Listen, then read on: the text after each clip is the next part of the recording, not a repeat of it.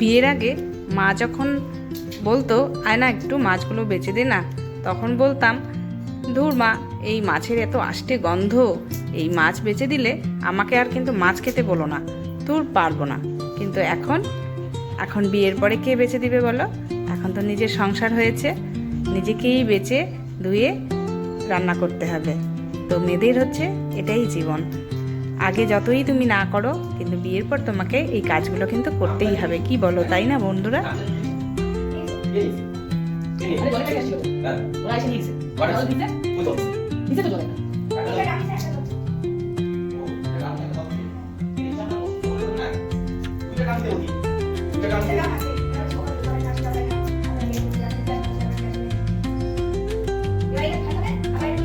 না পয়সাটা ব্যাপারটা শুনে পয়সা রাখো পরে কোথায় কামে আসবে তাহলে হিসাবে কি হলো?